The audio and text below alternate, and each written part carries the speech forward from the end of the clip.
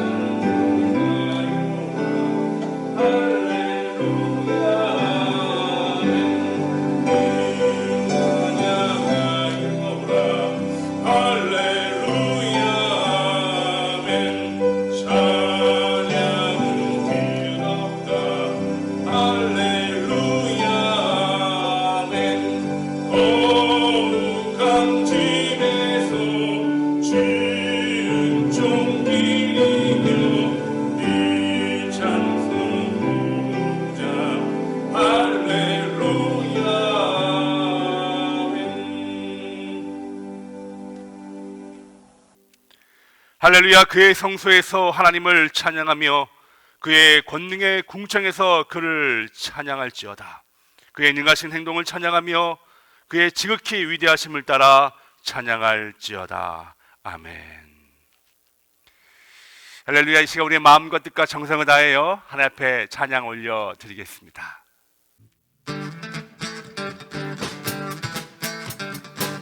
주님을 찬양합니다. 빈들의 만물같이, 빈들의 마른 불같이 쉬는 나의 영혼, 주님의 약속한 성령 간절히 기다리네. 가는 놈의 마른 땅에 단비를 내리시니 성령의 단비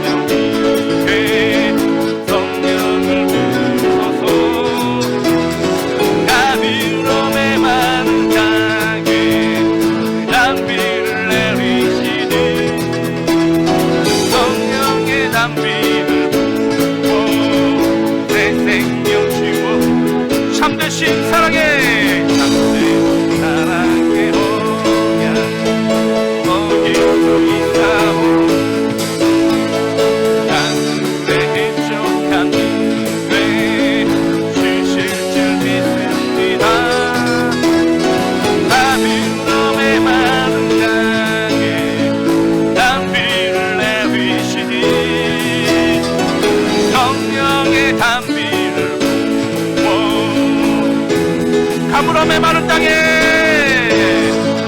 가물함의 마른 땅에 단비를 내리시니 성령의 단비를 부어 내 생명 주옵소서.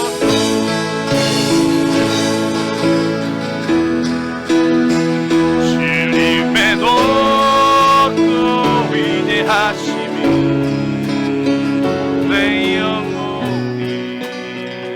찬양하네. 주님의 높고 위대하심은 내 영혼이 찬양하. 주님의 높고, 주님의 높고 위대하심은 내 영혼이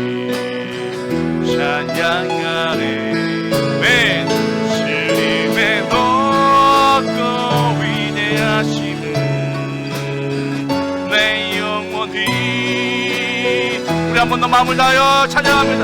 주님의 높고 위대하심을 내 영혼이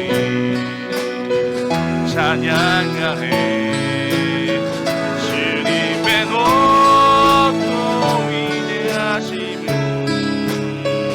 내 영혼이 찬양하네. 아멘.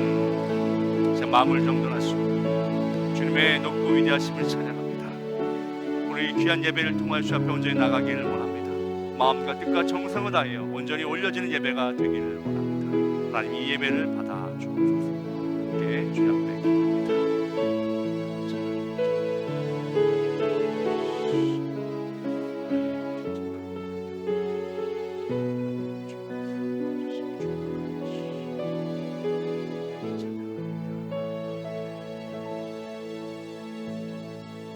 우리를 대표해서 김경자 지사님 기도해 주시겠습니다. 전능하신 하나님, 오늘도 거룩한 주일을 허락하셔서 하나님께 예배 드릴 수 있도록 은혜 주셔서 감사드리며 새로운 주간을 시작하게 하시니 감사합니다. 오늘 저희들의 마음속에 하나님이 주시는 소망이 넘치기를 원합니다. 코로나19으로 인하여 지금 모든 사람들이 지쳐 있습니다. 그래도 이 세상은 우리가 살아가기에 충분히 행복한 곳임을 믿습니다.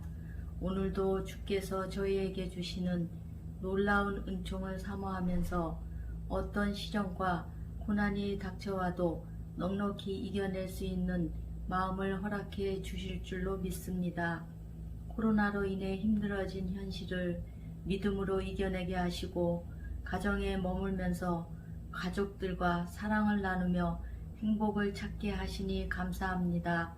이 모든 것이 하나님의 은혜임을 알기에 더욱 감사하며 은혜 위에 은혜를 넘치게 하실 하나님께 모든 영광과 찬송을 돌려드리오니 받아주시옵소서.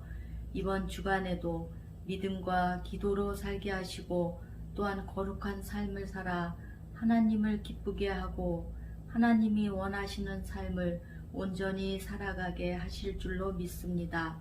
주님, 우리 모두가 말씀 가운데 신약 성경 통독과 감사 노트를 쓰고 있습니다. 삶이 감사로 채워지고 하나님 앞에 깊은 감사가 넘칠 수 있도록 도와주시옵소서. 저희들 가운데 몸이 아프신 분들을 특별히 도와주셔서 하나님의 치료의 손길로 함께 해주시고 주님 안에서 깨끗함을 입을 수 있도록 소망합니다. 하나님, 이 시간 우리에게 하나님의 말씀을 전하시는 목사님께 항상 영육간에 강건케 하시고 갑절의 능력을 부어 주시옵소서.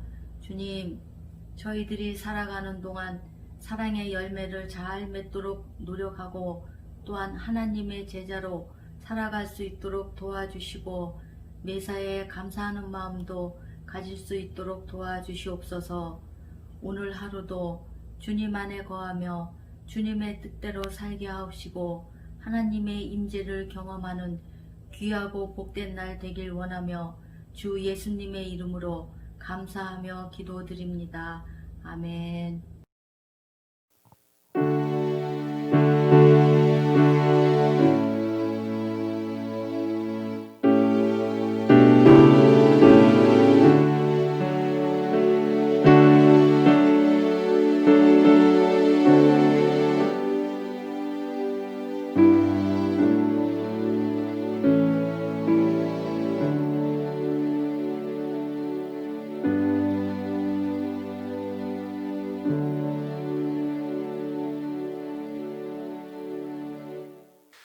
할렐루야. 오늘 예배에 참석하신 여러분들에게 하나님의 귀한 사랑과 은혜와 축복이 함께하기를 축원합니다. 교회 소식 알려드리겠습니다. 네, 몇 개월 동안 우리가 온라인 예배로 이렇게 하나님 앞에 예배를 드렸는데 이제 다음 주부터 우리가 이렇게 하나님의 성전에 모여서 함께 예배를 드리게 되었습니다. 여러분들이 정말 기쁨과 감사한 마음으로 주님의 성전에서 우리가 하나님 앞에 예배 드리기를 원합니다. 모든 분들이 다 오셔도 됩니다. 이제 완화가 많이 되었기 때문에 이제 번갈아 가면서 오시는 게 아니라 다 여러분들을 다 수용할 수 있습니다. 그 대신에 들어오실 때 지난번과 같이 열도 체크하고 또 몇 가지 질문도 하게 되고 또 동선에 따라 움직이게 되고 그리고 의자도 좀 떨어져 앉게 되어 있습니다. 그리고 예배 후에는 우리가 좀 친교 나눴었는데 이제 친교도 할 수가 없고 그리고 예배 중에 이렇게 찬양도 할 수가 없습니다. 이런 제약이 있지만 그래서 우리가 함께 모여 예배하는 데 의미를 두고 함께 영광을 좀 돌리는 귀한 은혜의 시간이 되기를 원합니다. 여러분들이 현장 예배에 좀 오기가 꺼름칙하다 하시는 분들은 지금 예배 드리는 것을 라이브로 여러분에게 이렇게 실황 중계해 드리는 것을 지금 연구하고 있습니다. 여러분들 다음 주에 기쁨과 감사의 얼굴로 뵙도록 하겠습니다. 그 대신에 수요 예배는 계속적으로 줌으로 우리가 예배를 드리려 합니다. 이렇게 현장에서 나와서 예배 드리는 것이 아니라 당분간은 현장 예배는 주일만 드리게 되고 모든 예배는 줌으로 이렇게 또 회의나 또 새벽 예배도 제가 묵상으로 좀 당분간 하려 합니다. 여러분들이 많은 이해를 부탁드리고요. 수요 예배는 당분간 줌으로 드려질 예정입니다. 예, 우리 새로 이전할 교회를 여러분 위해서 기도해 주시기를 부탁드립니다. 이제 본격적으로 저희가 준비 과정에 있습니다. 하나님께서 이렇게 새 비전을 허락해 주시고 참 여러 가지 난관과 어려움이 있었지만 그 부분들을 하나님께서 이렇게 채워감을 우리는 경험하면서 이번에 새로운 생존을 위해서 들어갈 준비를 하고 있습니다. 여러분이 계속적으로 많은 기도를 부탁드립니다. 예, 성경 통독이 지금 진행되고 있죠. 월요일부터 토요일까지 진행이 되고 주일날은 없습니다. 여러분들 기억하시고요. 그 성경 통독을 통해서 하나님의 귀한 말씀이 여러분의 삶 가운데 임하기를 소원합니다. 감사 노트 10월 11일 동안 우리가 계속적으로 감사 노트를 좀 적고 있습니다. 여러분들이 많은 참여를 부탁드리고요. 예, 10월 말씀은 교회 시리즈, 11월 말씀은 감사 시리즈로 우리가 함께 말씀을 나누고자 합니다. 여러분들 위해서 기도해 주시기 바랍니다. 예, 오늘 이 시간 우리 찬송가 206장 함께 찬양 올려 드립니다.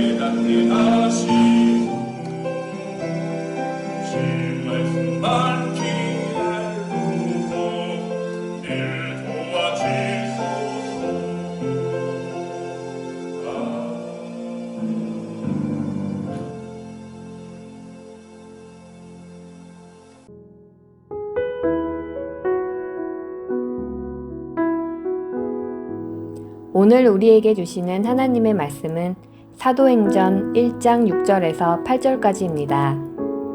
다 찾으신 줄 알고 제가 봉독해 드리겠습니다. 그들이 모였을 때 예수께 여쭈어 이르되 주께서 이스라엘 나라를 회복하심이 이때니까 하니 이르시되 때와 시기는 아버지께서 자기의 권한에 두셨으니 너희가 알 바 아니요 오직 성령이 너희에게 임하시면 너희가 권능을 받고 예루살렘과 온 유대와 사마리아와 땅끝까지 이르러 내 증인이 되리라 하시니라. 아멘.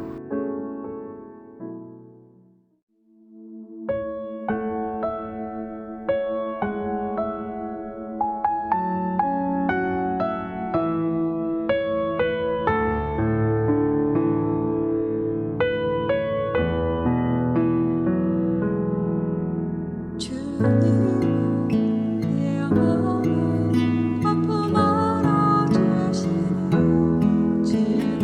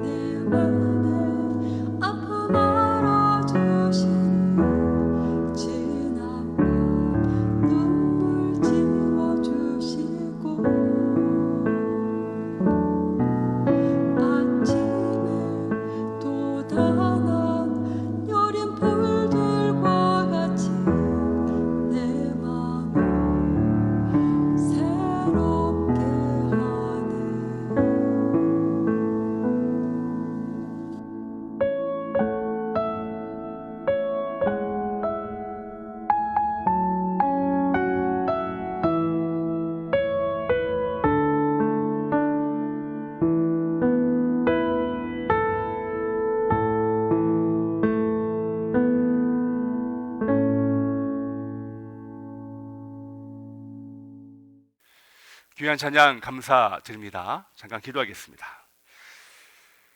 주님, 말씀을 받습니다.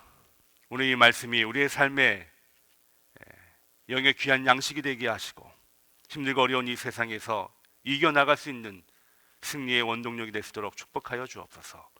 예수님의 이름으로 기도합나이다. 아멘. 오늘 교회라는 주제 시리즈 두 번째, 교회의 사명이라는 제목으로 여러분과 함께 말씀을 나누고자 합니다. 지난주에 말씀드린 대로 교회는 구원받은 자들의 모임입니다. 이 구원받은 자들에게는요, 이 하나님의 사명이 있다라는 것입니다. 여러분들에게 다 하나님은 사명을 주셨습니다. 여러분들의 사명은 무엇입니까? 오늘 시간 우리에게 받은 사명, 또 우리 교회에 받은 사명을 함께 나누기를 원합니다.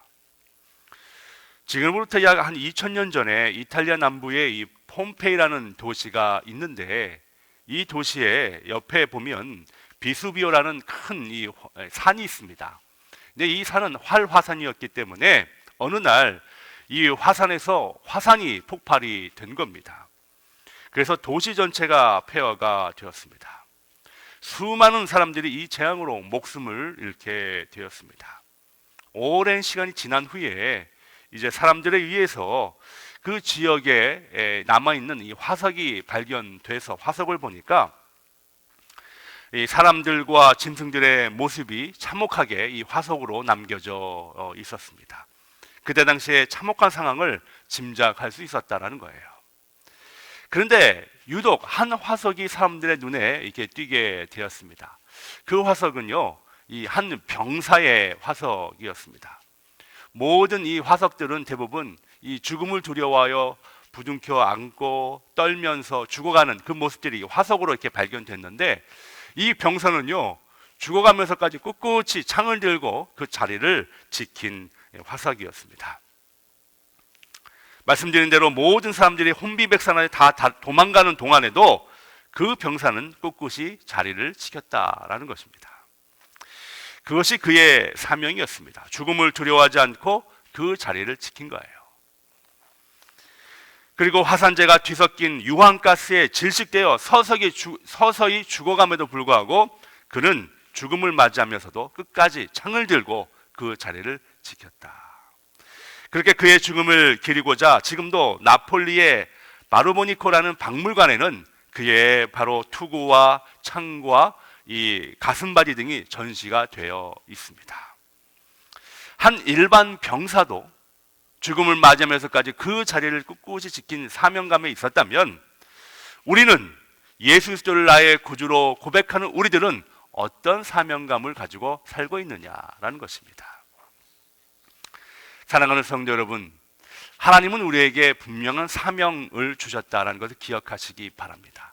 한 사람도 사명 없이 사는 사람은 없다는 거예요. 그렇다면 교회도 마찬가지입니다.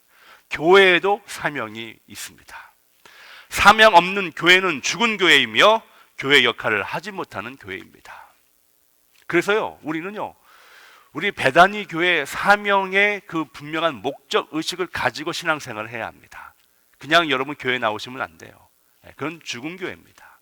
교회 역할을 하지 못하는 교회예요. 사명이 없는 교회는 목적 없이 바다에 떠도는 나룻배와 같습니다. 도서출판 나침판에는 이런 글귀, 이렇게 책을 보면 첫 번째 이런 글귀가 항상 담겨져 있어요. 난파된 배에서 사람들이 구명보트를 내려서 옮겨 타고 있는데 한 사람이 바다에 빠지는 그 배에 다시 들어가는 겁니다. 사람들이 돌아오십시오 소리쳐도 그 사람이 배에 들어간 거예요. 그래서 그들이 한참 만에 배에서 탁 나왔는데 그 손에는 나침판을 들고 나왔다는 겁니다. 모든 사람들이 비난을 했지만 그 손에 나침판을 보고 많은 사람들이 침묵했다는 거예요. 왠지 아십니까? 나침판을 갖고 있지 않으면 그 큰 바다에 어디로 가야 할지 모르기 때문입니다. 파손된 배에서는 살았어도 어디로 가야 할지 모른다면 오히려 두려움과 서서히 죽어가는 고통일 것입니다. 교회의 사명이 없으면 마치 바다 한가운데 나침반도 없이 떠도는 연약한 나룻배일 것입니다. 그래서 우리는 교회의 사명을 바로 알아야 합니다. 사랑하는 성도 여러분, 우리 교회가 무엇을 해야 하는지 분명히 알아야 합니다. 그래야 온전한 교회로 성장할 수 있는 거예요. 그냥 교회는 다 똑같지, 그냥 다니는 거지, 아닙니다. 분명한 사명이 있는 교회가 되어야 합니다. 저는 오늘 이 시간 이 교회라는 주제 시리즈 중에서 교회의 사명이 무엇인가, 그래서 우리 배단 연합감리교회는요, 이 사명을 잘 감당하는 정말 귀한 하나님의 교회가 되시기를 주님의 이름으로 축원합니다. 자, 그러면 교회의 사명은 무엇일까요? 오늘 사도행전 말씀을 통하여 우리가 함께 나누기를 원합니다. 오늘 사도행전 먼저 본문 1장 7절에 보면 이렇게 되어 있는데, 이르시되 때와 시기는 아버지께서 자기의 권한에 두셨으니 너희가 알 바 아니요.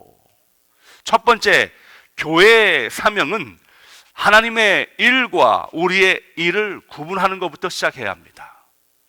이게 교회의 사명이에요.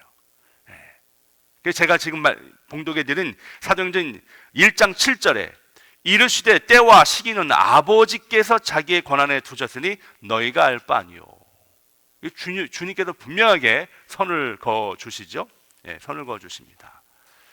때와 시기는 아버지께서 자기의 권한에 있다. 주님께서는요, 분명하게 아버지의 권한이 있음을 우리에게 보여주고 있는 거예요. 저는 말씀 묵상하면서 아버지의 권한에 자꾸만 눈이 갔어요. 아버지의 권한. 우리는 분명히 이것을 인지해야 합니다. 하나님의 권한이 있는 거예요. 하나님의 권한이 있는 거예요.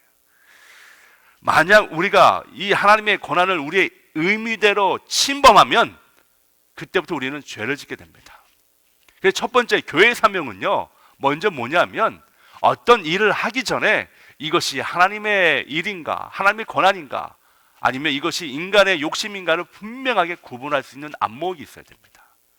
때로는 우리의 생각과 우리의 욕심과 우리의 모든 비전을 통해서 하나님의 권한을 막 침범하는 때가 얼마나 많은지 몰라요. 여러분, 사명하면은요, 어떤 액트, 먼저 일을 하는데, 행동을 하는데 먼저 중점을 두지 않습니까? 그러다 보니까 때로는요, 우리도 모르는 사이에 하나님의 권한을 막 침범하는 때가 있는 거예요. 그래서 먼저 우리가 무릎 꿇고 하나님의 범주에 대해서, 하나님의 권한에 대해서 깊이 묵상하는 건 굉장히 중요합니다. 제가 나중에 말씀드리겠지만 기독교 역사에 보면요, 하나님의 권한을 얼마나 우리들이 많이 침범했는지 몰라요. 그것은 분명 하나님의 사명이 아닙니다. 교회의 사명이 아닙니다. 우리가 의미대로 침범하면 안 됩니다. 창세기 2장 16절 17절 보면 이렇게 되어 있어요. 여호와 하나님이 그 사람에게 명하여 이르되 동상 각종 나무의 열매는 내가 의미로 먹되 선악을 알게 하는 나무의 열매는 먹지 말라. 내가 먹는 날에는 반드시 죽으리라 하시니라. 이게 창세기에 나오는 첫 번째, 하나님께서 하나님의 권한과 인간의 그 권한을 구분해 주신 거예요. 자, 보면은 모든 나무를 우리에게 주셨지만 선악 나무는 하나님의 영역임을 분명히 하나님께서 구분해 주셨어요. 이 영역을 침범하지 말라. 근데 3장으로 들어가면서 이 뱀이 유혹을 하죠. 인간들을 유혹하지 않습니까?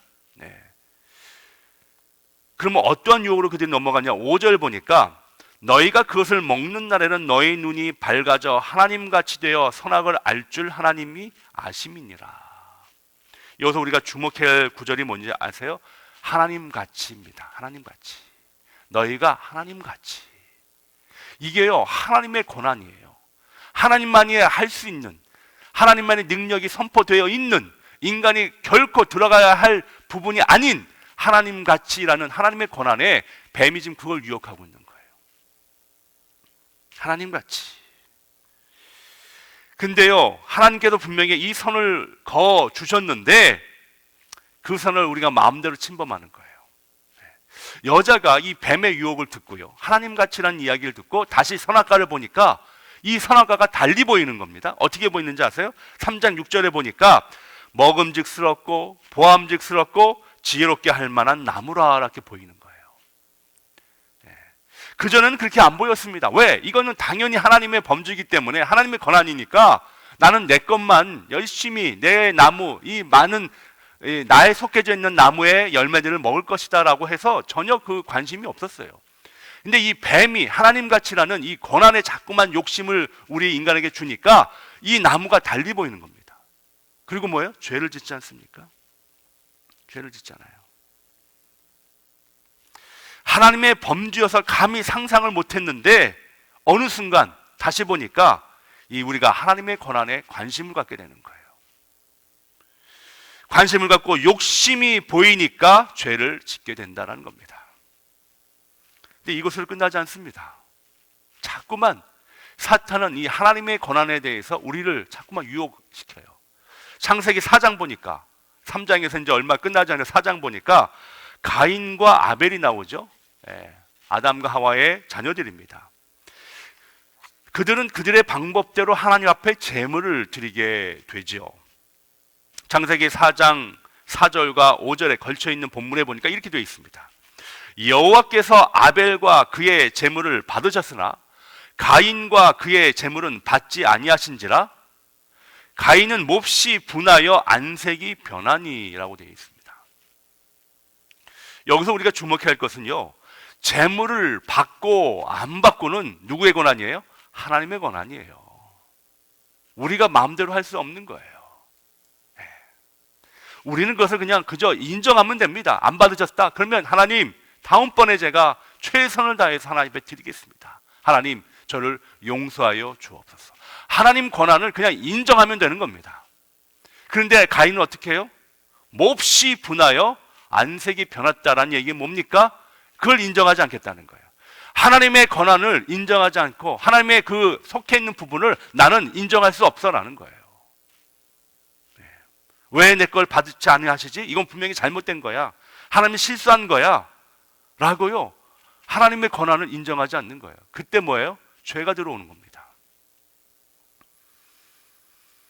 사랑하는 성도 여러분, 이렇게 두 가지 사건만 봐도요, 우리가 교훈을 얻을 수 있는데, 하나님의 권한을 인정하지 않고 그 부분을 차지하면 우리에게 죄가 들어와요. 아담과 하와는 선악과를 따먹는 최초의 원죄의 죄를 범하였고, 가인은 동생을 죽이는 최초의 살인자의 죄를 짓게 되었습니다. 언제 그 일이 벌어집니까? 하나님의 권한을 내가 마음대로 침범했을 때, 인정하지 않을 때 우리는 그 죄를 짓게 되어 있습니다. 교회도 마찬가지입니다. 교회 사명도 마찬가지예요. 때로 교회의 사명을 이야기하면서 우리는 얼마나 하나님의 권한을 침범했는지 몰라요. 하나님의 사명을 감당한다고 하면서 하나님의 뜻에 얼마나 위배했는지 모릅니다. 그래서 우리는 늘 혹시 우리가 하나님의 권한에 침범하고 있지 않은지 깨어서 살펴야 돼요. 그게 첫 번째입니다. 사명하니까 뭐든지 합시다 해가지고 막 그냥 달려드는 것이 아니라 이것이 진짜 하나님의 뜻에 속해져 있는 건지, 이것이 혹시 하나님의 권한에 우리가 침범하는 것은 아닌지 우리가 늘 깨어 조심하면서 그 부분들을 이렇게 기도하는 마음으로 다가가야 되는 거예요. 우리 기독교 역사에서 가장 치욕적인 사건이 있었습니다. 그것이 바로 십자가 운동입니다. 십자가 운동은 1095년에 시작돼서 약 한 300여 년 동안에 진행이 되었습니다. 이 운동의 시작은 이러합니다. 여러분 들어보셨죠? 십자가 운동 해서 중세 병사들이 가슴이나 이 투구에 십자가 이렇게 모양을 한 병사들이 전쟁을 이렇게 하러 나가는 모습들이요, 많은 여러분들이 영화를 통해 보았을 것입니다. 이 십자가 운동의 시작은 어떻게 시작이 되었는가? 여러분, 예루살렘 지금도 있지만 이 예루살렘이 성지죠. 우리 기독교에서도 성지고요, 또 이슬람에서도 이 예루살렘이 성지입니다. 그리고 또 유대교도 이 예루살렘은 성지라 이렇게 생각을 하는 거예요. 그래서 우리 성지 순례 가면 우리 기독교인들도 물론 예루살렘을 중심으로 이렇게 성지 순례를 가지만 우리뿐만 아니라 이슬람 사람들도 가요. 유대교 사람들도 갑니다. 예루살렘은요, 이 세 종교의 성지예요. 그런데 9세기 10세기에 이슬람 교도들이 이 예루살렘을 장악한 겁니다. 장악을 하고 나서 기독교 사람들을 성지 순례 못하게 막은 거예요. 너희는 오지 마 이렇게 막은 겁니다. 그러니까 막자 이 기독교 이 국가들이 분개하지 않습니까? 왜 우리를 막어? 그래서 전쟁을 일으킨 게 십자군 운동입니다. 기독교 나라를 중심으로 해서 성지를 다시 차지하기 위해서 모두 8차례에서 10차례 전쟁을 일으킨 것이 십자가 운동이에요. 명목상은 예루살렘을 탈환하는 것이었지만 실제로는 이 십자군들이요 마을을 지나가면서 이제 전쟁을 하면 막 마을을 지나가다니까 않습니까? 마을을 지나가면서요 살인과 약탈과 강간들이 이루어진 거예요. 하나님의 이름으로 모였으나 하나님의 일이 아닌 자신들의 욕심을 채우는 일에 이 십자군 운동이 사용됐다라는 겁니다. 입으로는 하나님 찬양합니다, 경배합니다, 우리는 하나님 위해서 우리는 전쟁합니다 하면서 돌아다니는 이 마을마다 도둑이 약탈하고요, 사람을 죽이고요, 부자들을 강간하는 일들이 벌어진 거예요. 여러분, 안타까운 것은 우리가 잘 아는 대로 현재 이슬람 국가들은 그전에는 기독교 국가였어요. 근데 왜 지금 이슬람 국가가 되었느냐? 바로 기독교 그 국가였는데 십자군 운동을 통해 십자군들이 그 마을을 지나다니면서 많은 악한 일을 했기 때문에 이들이 마음이 돌아선 거예요. 악한 일을 한두에 그 마을들이 폐허가 되었을 때 이슬람교도들이 들어와서 어떻게 해요? 그들을 사랑으로 감쌌습니다. 그래서 지금 그 나라들이 다 이슬람 국가가 된 거예요. 너무너무 안타깝습니다. 너무나 부끄러운 일입니다. 그동안 그들이 믿었던 기독교를 가감하게 버린 겁니다. 내가 저런 행동을 할 것 같으면 기독교를 믿지 않을 것이야 가감하게 버리고 이슬람을 선택했다는 거예요.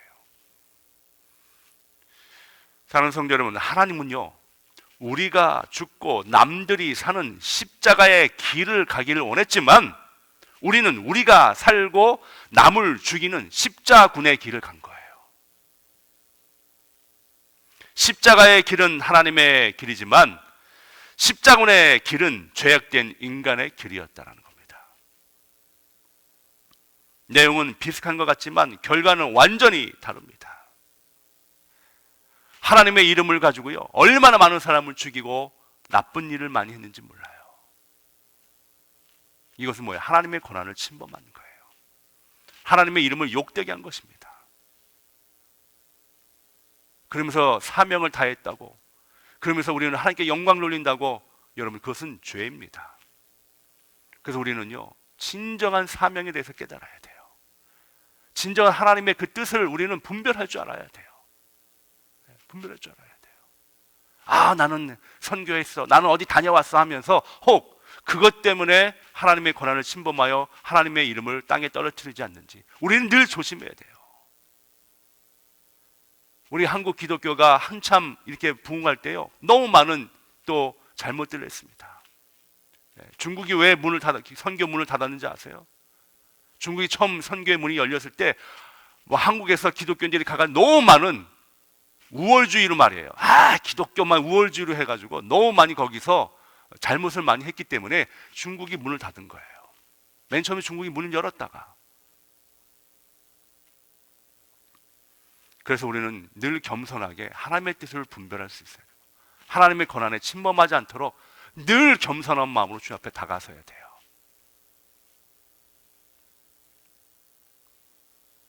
우리 옆집에 이 닭을 키우는 건지 아니면 닭들이 뭐인지 모르지만 굉장히 많은 닭들이 있습니다. 근데 이 보통 닭이요, 수탉이 이 새벽에 많이 울더라고요. 새벽에. 보통 한 4시, 5시에 이 닭들이 많이 우는데, 근데 유독 한 닭이요, 한 수탉은 12시에서 1시에 꼭 울어요. 그래서 좀 한참 잘 시간에 그 닭은 꼭 울더라고요. 그래서 보니까 이 닭들도 자기의 사명이 있는 것 같아요. 이 닭들의 사명은 뭐냐면 이제 4시, 5시면 사람들 일어나십시오, 일과 시간입니다, 뭐 이렇게 닭들이 알려주는데 한 닭은 그 사명을 잘못 받은 거야. 그 보통 닭들은 일찍 일어나라고 깨우는 울어야 되는데 그 닭은 잠 못 자게 그 사명을 받은 거예요.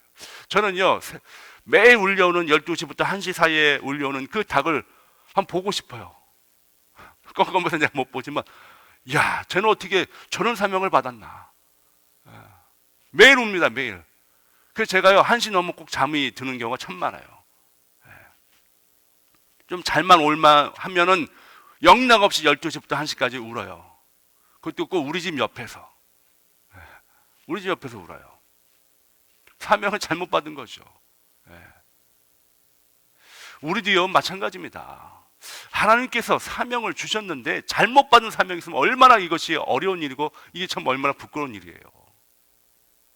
우리는 늘 주님 앞에 그 부분을 하나님 앞에 늘 간구하는 마음으로 겸손히 나가야 됩니다. 깨어 있어야 돼요. 저는 우리 배단 연합감리교회는요, 하나님의 권한과 우리 사이에 분명히 구분할 수 있기를 원합니다. 그래서 잘 사명을 받아야 돼요.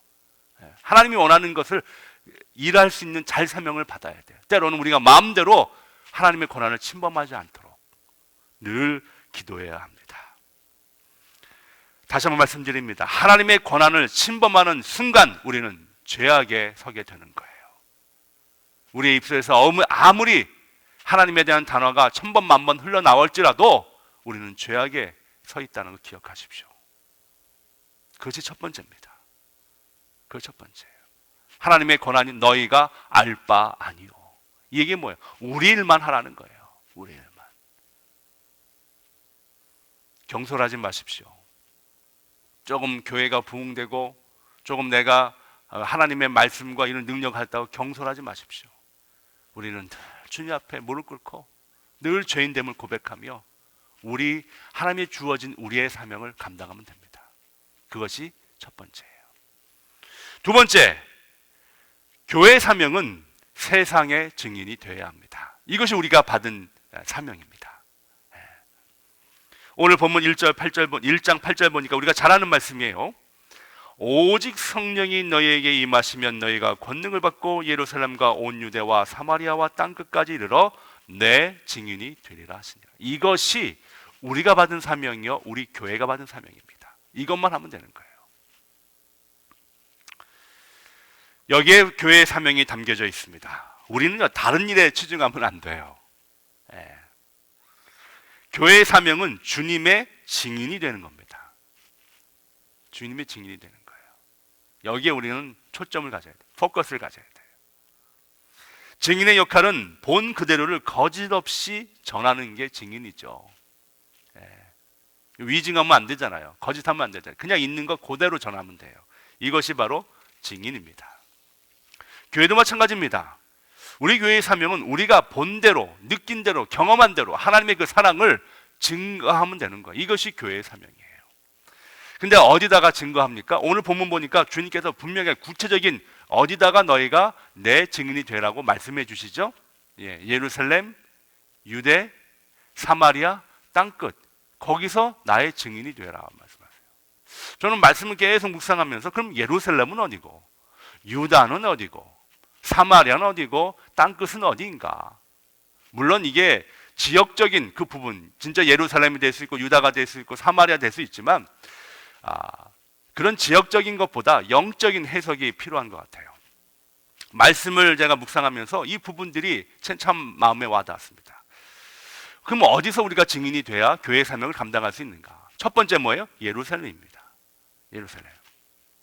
예루살렘은요, 너무나 우리가 잘 아는 곳이죠. 제가 말씀드린 대로 예루살렘은요, 우리 기독교인의 성지도 되고 다 되는 곳이에요.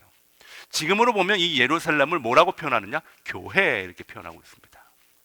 그런데 교회로 표현하면 교회에서 내 증인이 되라? 어떤 분들 이해 좀 안 될 거예요. 아니, 교회에서 무슨 증인이 됩니까? 근데요, 저는 말씀 묵상하면서 보니까 정말 교회에서 예수님이 증인이 돼야 돼요. 그래서 주님께서 첫 번째로 말씀하신 것 같아요. 기억하십시오. 교회 안에서 예수님의 증인으로 살아야 됩니다. 이게 첫 번째예요. 같은 믿는 자들이라고 해가지고 이 부분을 무시하면 안 됩니다. 우리는 어차피 다 믿는 자들인데 아니에요. 우리는 이 믿는 자들이지만 이 모임에서 예수님의 증인으로 살아가도록 살아야 돼요. 우리 스스로를 너무 잘 아니까 그냥 넘어가려고 해요. 우리 입술은 김건사 박권사, 뭐 김집사 이렇게 그냥 이름 부르듯이 불러지지만 그게 정말 직분을 얘기하는 것이 아니에요.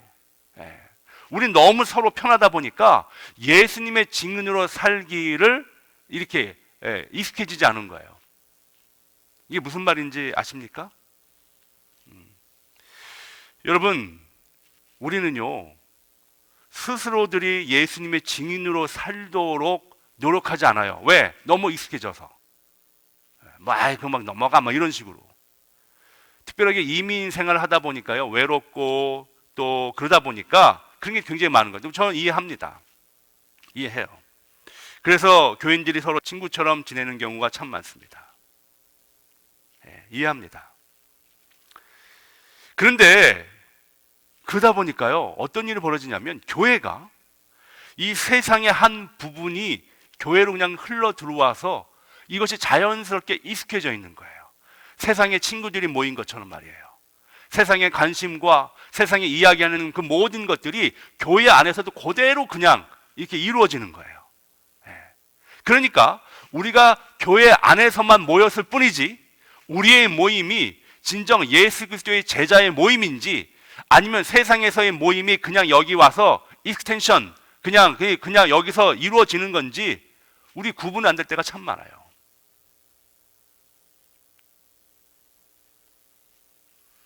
사랑하는 성도 여러분, 교회에서 모이고 교인들의 모임이지만 세상과 별 다르지 않는 모습들이 우리 교회 안에서 많이 나타납니다. 이것들을 우리 너무 익숙해져 있는 거예요. 이것들이 익숙해 있어요.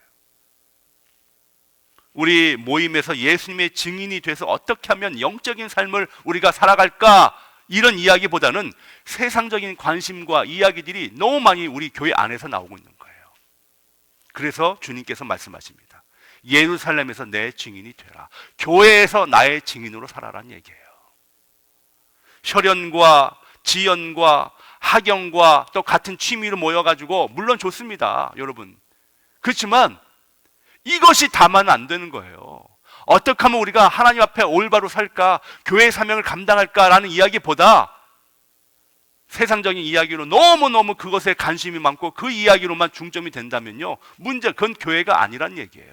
교회의 사명을 감당할 수 없는 교회입니다. 모이면 기도하고 서로를 위해 기도하고 모이면 말씀으로 위로하고 모이면 어디가 어떻게 하나님의 사람으로 거듭날까라는 이런 고백보다는 세상적인 관심으로 가득 차 있고요, 세상적인 이야기가 계속 흘러나온다면 예수님의 증인으로 살지 못하는 겁니다. 지금은 뭐 그러지 않겠지만 한동안 이민교회에 참 어려움이 많았습니다. 뭐 어려움인지 아세요? 교회 이름으로 모이는 거예요. 모이고 대충 모이고 그 다음부터는요 세상적인 문화가 많이 들어온 거예요. 속회로 모이고 선교회로 모여가지고 어떤 미팅에 모여가지고 맨 처음에 잠깐 예배드리고 그 다음에 뭐예요? 세상적인 뭐 여러 가지가 있습니다. 술이 있고요, 뭐 이렇게 화토가 있고요, 세상적인 노래 부르면서 그렇게 시간들을 보냈던 이민교회에 어려움이 있었습니다. 이것이 참 교회의 큰 문제였어요. 예수님의 증인으로 살기보다는 예수님의 이름으로는 얘기하지만 우리의 삶 속에선 증인으로 살지 못했다는 거예요. 그래서 첫 번째 뭔지 아십니까? 교회 안에서 예수님의 증인으로 살아가라는 얘기예요. 이 이야기는 참 마음 아픈 이야기요. 저도 참 여러분들에게 이 이야기를 전달하면서 참 많은 갈등을 하게 되는 이야기입니다. 그러나 우리가 이 시대에 정말 온전한 교회가 되기 위해서는, 하나님의 온전한 제자가 되기 위해서는, 하나님의 온전한 하나님의 자녀가 되기 위해서는요, 이 부분을 분명히 짚고 넘어가야 된다는 얘기예요. 우리 스스로가 예수님의 증인으로 살아가야 합니다. 서로 주님 이야기를 통해서 영적인 삶으로 어떻게 살아갈까 고민해야, 갈등해야 되는 거예요. 이것이 뭐예요? 예루살렘에서 증인으로 살아가는 일입니다. 저는 우리 배단연합감리교회 이 우리 모든 성도님들은 이 교회 안에서 예수님의 증거자로 살기를 주님의 이름으로 축원합니다. 두 번째는 유대입니다. 유대는 뭐예요? 이 교회 밖의 삶을 말하는 거예요. 우리가 실적으로 밖에 나와서 살아가는 삶입니다. 직장이에요. 여러분 뭐 장사할 때 이야기도 마찬가지고 우리가 밖에서 어떤 삶을 살아가고 있는가에 대한 내용입니다. 거기서 증인으로 살아갈 수 있는가. 이거 여러분 비즈니스 하면서 마찬가지예요. 비즈니스 다 하잖아요, 여러분들. 합니다. 근데 그 비즈니스 하면서 예수님의 증인으로 살아가고 있는가? 내가 좀 손해를 보더라도, 내가 조금 어려움이 있더라도 예수님의 증인으로 참고 견디는 삶을 살아가고 있는가? 이거예요. 이게 뭐예요? 유대 땅에서 내 증인이 되어라는 얘기예요. 교회에서는 열심히 막 그냥 기도하고 하는데, 교회 밖에서는 너무 인간적인 욕심과 이런 걸로 사람들에게 지탄을 받고 있다? 이거는 예수님의 증인이 아니죠. 우리는 교회 안과 교회 밖의 삶을 동등하게 살아갈 수 있는 믿음의 자녀들이 되어야 합니다. 이것이 바로 뭐냐면 유대에서의 예수님을 증거하는 일이에요. 세 번째는 뭡니까? 사마리아입니다.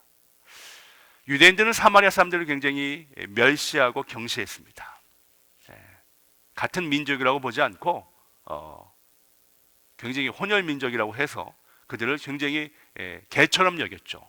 그래서 예루살렘에서 갈릴리로 갈 때, 북쪽으로 갈 때 이 사마리아 땅을 사람들이 이렇게 밟고 가야 하는데, 대부분 유대인들은 이 사마리아 땅을 밟지 않으려고, 이 땅은 밟지도 않겠다 해가지고 돌아서 요단강을 건너서 그 갈릴리로 많은 사람들이 그렇게 다녔습니다. 그만큼 이 사마리아 사람들은요 굉장히 무시했던 그 땅에 주님께서 내 증인이 되라. 이게 굉장히 중요한 말씀이에요.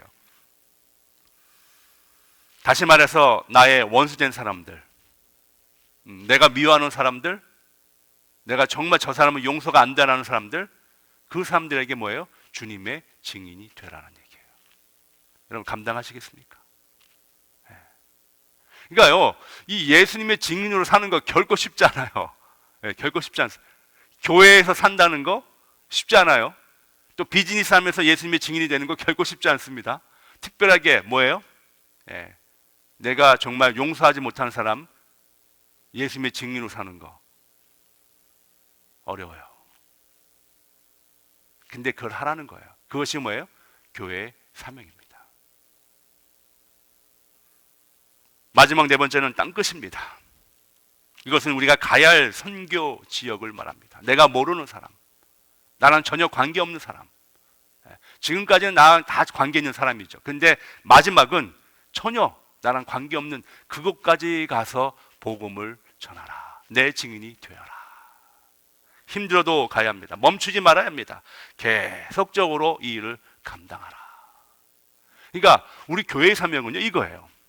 교회 안에서 예수님이 증인으로 살고, 교회 밖에서도 증인으로 살고, 그리고 원수된 사람까지 그들을 주님의 사랑으로 용서하고 사랑하고, 그리고 선교까지 가서 주님의 복음을 전하는 것이 뭐예요? 교회 사명이에요. 이 네 가지만 잘 감당하면 우리는 교회 사명대로 살아가고 있는 거예요. 디모데후서 4장 2절에 보면 너는 말씀을 전파하라. 때를 얻든지 못 얻든지 항상 힘쓰라. 범사의 오래 참음과 가르침으로 경책하며 경계하며 권하라. 주님을 증인이 되기 위해서인데요, 때를 얻든지 못 얻든지. 지금은 사실 이 코로나 기간은요 때를 못 얻든지입니다. 지금은 좀 쉬어야 되지 않겠어요? 이렇게 많은 사람들이 얘기해요. 지금은 좀 우리 좀 자제합시다. 성경은 얘기해요. 때를 얻든지 못 얻든지. 주님의 증인이 되는 데는요 계속적으로 나가야 되는 거예요. 사랑하는 성도 여러분, 말씀을 마칩니다. 하나님 우리에게 다 사명을 주셨고, 우리 배단위 연합감리교회도 사명을 주셨습니다. 그래서 첫 번째는 이 사명이 하나님의 그 권한, 하나님의 그 범죄에 침범하지 않도록 늘 기도하며 간구하며 겸손하게 나가고, 두 번째는 우리에게 맡겨진 예루살렘과 유대와 사마리아 땅끝까지 주님의 증인으로 살아가는 것. 이것이 주님께서 우리들에게 주신 사명이고 우리 배단위 연합감리교회에 주신 사명입니다. 이 사명 열심히 기억하시고 이 사명 잘 정말 주님 오실 때까지 감당하시는 저 여러분 되시기를 주님의 이름으로 축원합니다. 기도하겠습니다. 주님 감사합니다. 우리는 주님의 사명을 부여잡은 자들입니다. 망각하지 않도록 깨어있게 하시고 늘 주님의 귀한 그 권한에 침범하지 않도록 기도로 무장하게 하시며 주님께서 우리에게 명령하신 예루살렘과 유대와 사마리아 땅 끝까지 예수님의 증인이 된 삶으로 살아가도록 하나님 우리를 인도하여 주옵소서. 거룩하신 나사렛 예수님의 이름으로 기도하옵나이다. 아멘. 오늘 말씀을 기억하시면서 우리 찬송가 505장입니다. 오늘 505장 찬양 1절 3절 부르시면서 우리 준비하신 예물 하나님 앞에 올려드리겠습니다. 찬송가 505장 온 세상 위하여 함께 고백합니다.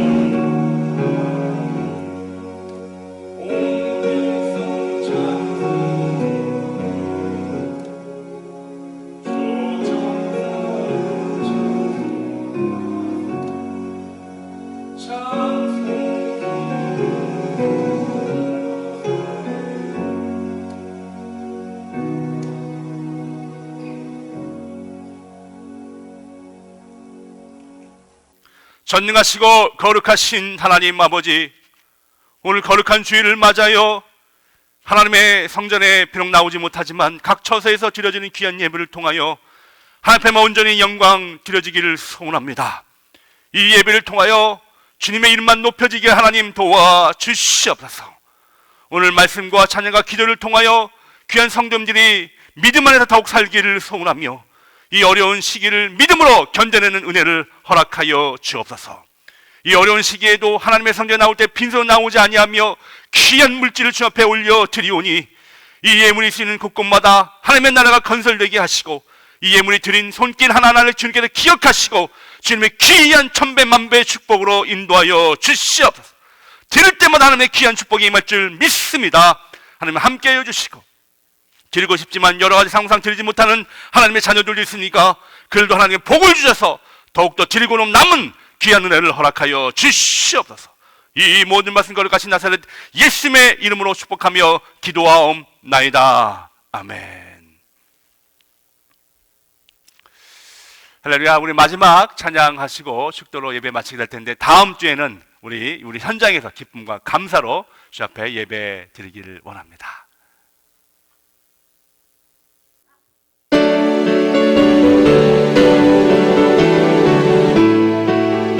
찬양합니다. 시온성과 같은 교회. 시온성